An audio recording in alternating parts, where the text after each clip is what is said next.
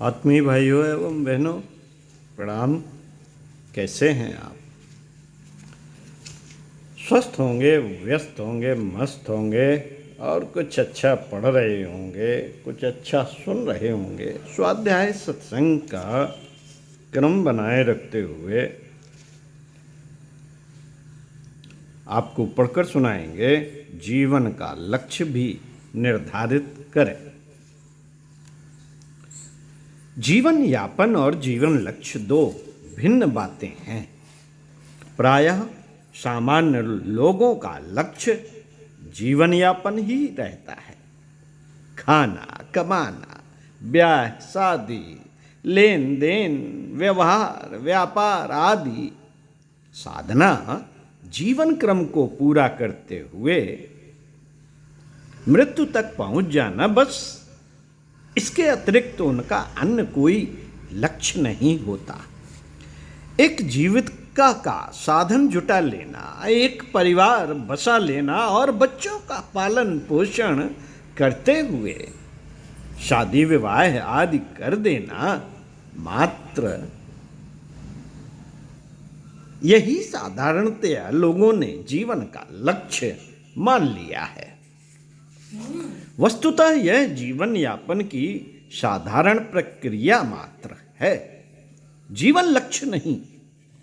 जीवन लक्ष्य उस सुनिश्चित विचार को ही कहा जाएगा जो संसार के साधारण कार्यक्रम से कुछ अलग, कुछ ऊंचा और कुछ विशिष्ट हो, जिसे पूरा करने में कुछ अतिरिक्त पुरुषार्थ करना पड़े। जीवन में कोई सुनिश्चित लक्ष्य, कुछ विशेष ध्येय धारणा करके चलने वालों को असाधारण व्यक्तियों की कोटि में रखा जाता है। उनकी विशेषता तथा महानता केवल यही होती है कि परंपरा से साधारण जीवन के अभ्यस्त व्यक्तियों में से उनने कुछ बढ़कर कुछ असामान्यता ग्रहण की है। लोग उनको महान इसलिए मान लेते हैं कि सामान्य लोग समझी बूझी तथा एक ही लीक पर चलती चली जा रही जीवन गाड़ी में न जाने कितने दुख तकलीफें अनुभव करते हैं। तब उस व्यक्ति ने एक अन्य अनजान एवं असामान्य मार्ग चुना। असामान्य मार्ग चुना है। उसका साहस एवं कष्ट सहिष्णुता कुछ अधिक बढ़ी चढ़ी है। जीवन यापन की साधारण प्रक्रिया को भी यदि एक असामान्य दृष्टिकोण से लेकर चला जाए तो वह भी एक प्रकार का जीवन लक्ष्य बन जाता है। इस साधारण प्रक्रिया का असाधारणत्व केवल वही हो सकता है कि जीवन इस प्रकार से बिताया जाए जिसमें मनुष्य पतन के गर्त में न गिरकर एक आदर्श जीवन बिताता हुआ उसकी परिसमाप्ति तक पहुंच जाए। जिसने जीवन को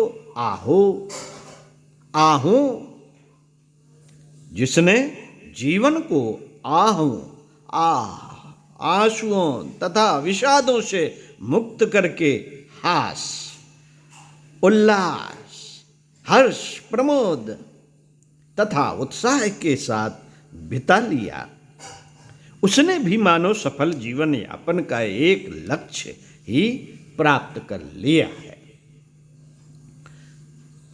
जिसने संतोषपूर्वक हंसते हुए जीवन परिधि के बाहर पैर रखा है, उसका जीवन सफल ही माना जाएगा।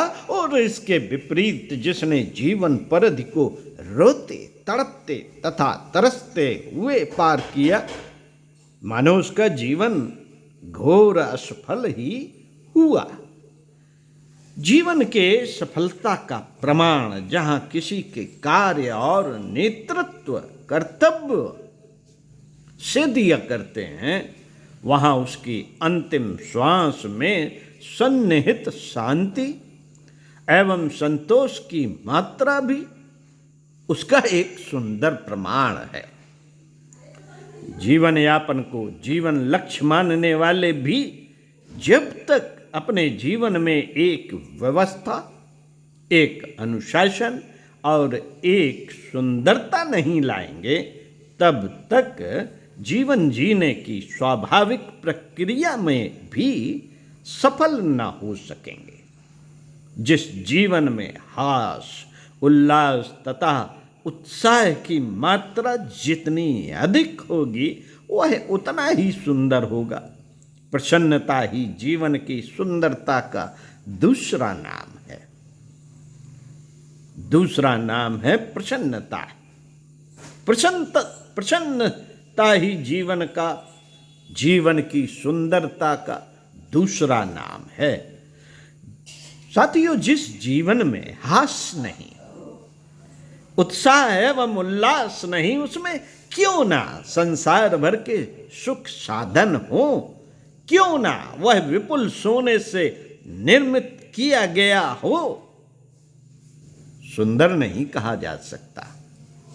ऊंची कोठी, सजे कमरे, सुंदर वस्त्र, परिपूर्ण तिजोरियां और रंग रूप से भरी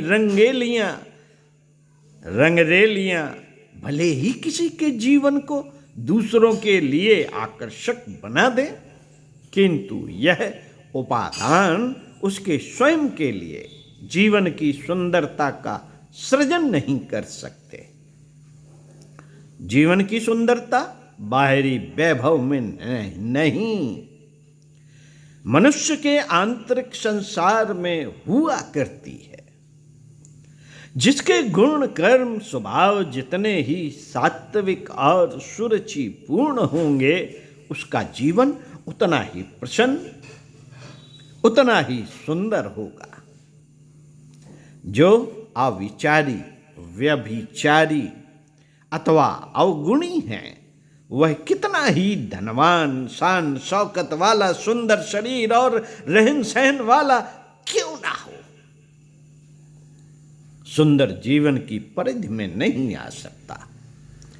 इसके विपरीत जो सामान्य स्थिति का है, गरीब है, बहुत सुंदर शरीर वाला भी नहीं है, यदि वह शिष्ट, सभ्य, सुशील, संतुष्ट और शांत है, तो वह अधिक सुंदर जीवन कहा जाएगा। साथियों, सुनते रहिए कुछ अच्छा और पढ़ते रहिए कुछ अच्छा। जीवन को साधनामय बनाने के लिए जरूरी है उपासना, साधना, आराधना, 3 क्रमों को लेके चलने की आवश्यकता है। तो बैठते हम हैं ही ईश्वर के पास, साधना हम करते ही हैं इंद्रिय संयम, समय संयम, अर्थ संयम, विचार संयम की, तो हमें करते रहना चाहिए। और आराधना जो सीखा है, जाना है, समझा है, दया, ममता, प्रेम, दान, पुण्य इत्यादि, उसको बांटते रहिए। दूसरों को ऊपर उठाने के लिए कार्य करते रहिए। इसी क्रम में जीवन लक्ष्य और उसकी प्राप्ति कैसे हो, इस संदर्भ में अगले वीडियो में पढ़कर सुनाएंगे। मनुष्य जीवन का उद्देश्य भी समझें। ओम शांति।